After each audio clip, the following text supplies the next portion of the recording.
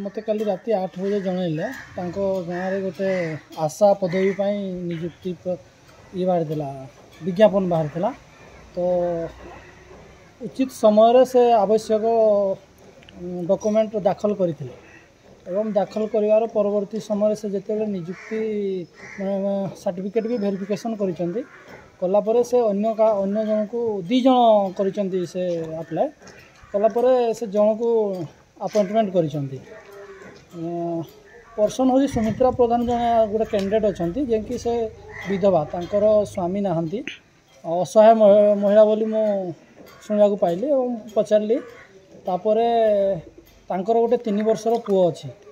एवं सासुमा गोटे 65 वर्षर सासुमा गोटे अच्छी से जेहेतु एडे बड़ एत असहाय परिवार भितर से गति करुँच तेणु आंकु नदे निजुक्ति नदे अन्य को दबा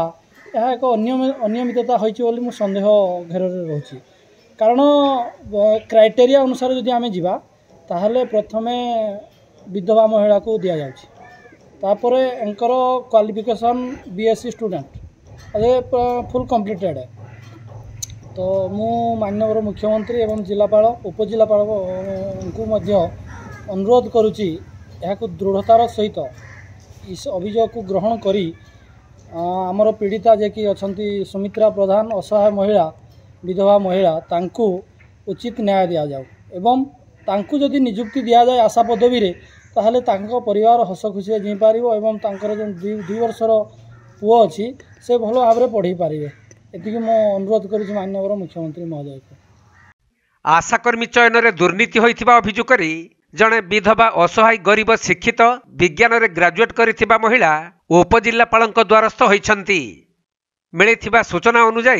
संबलपुर जिला नाक्टिदेउल ब्लॉक डईचा पंचायत अंतर्गत तंडाबिरा ग्राम में आशाकर्मी निजुक्ति पई विज्ञप्ति बाहरी थिला। तेणु सही ग्रामर विधवा महिला सुमित्रा प्रधान जे कि विज्ञान रे ग्रेजुएशन शेष करिछंती से निर्धारित समय रे दरखास्त करिथिले एवं सही ग्रामर अन्य जने सधवा महिला मध्य दरखास्त करिथिले हेले सरकारी नीति नियम को उल्लंघन करी सही सधवा महिला को आशाकर्मी भाव में चयन करा जाइथिबारु यार पुनर्विचार करी आशाकर्मी भाव में नियुक्त पाई विधवा महिला सुमित्रा प्रधान उपजिल्लापाल को एक स्मारक पत्र देवा सहित तांकु सही पदवी रे नियुक्त करिबा पई गुहारी करिसंती। मो स्वामी नष्ट होइछंती आम गाँव में आशार विज्ञापन होता ताले आम 2 जन स्त्री लोक पकईलु मु जड़े विधवा असहाय स्त्री लोक मु जड़े बीएससी छात्र आउ जड़े पकईले बीए छात्र हेले मत न दि जाए दि जाइए यही पोस्ट मु जड़े विधवा एवं निरीह असहाय स्त्री लोक मत दि जाइए दिगला ताले मत जदि मिली था मुझे उपकृत होता मोर गोटे छोट छुआ आ जड़े शाशु अच्छा भी प्राय 70 वर्ष हो गला से बुढ़ी हेले यही निजुक्ति पाई मुझे उपकृत होता एवं मो पुओ को मो परिवार को गुजराण मेटे पारि से निवेदन कर आवेदन कर मुख्यमंत्री माननीय मुख्यमंत्री को यही घटनाटी दृढ़तार सहित नहीं भल पदक्षेप नहीं मत उपकृत करूँ ये निजुक्ति दिंतु बोली मुझे अनुरोध कर पैसा पत्र देगी चाकरी दि जाए सन्देह हो कि मु तो अनुमान करुँची गोटे एटा अनियमितता घटना घटी जहाँकि मु गोटे विधवा स्त्री लोक होकर मत न दि जाए जड़े सधवा को दि जाइए जहाँकि गोटे योग्य ग्रहणकारी नुहे से भावुँ कि यहाँ आउ थे पुनर्विचार करा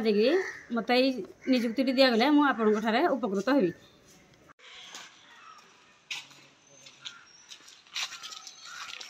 संबलपुर जिल्लारू विनोद कुमार सेठी रिपोर्ट कोणार्क लाइव।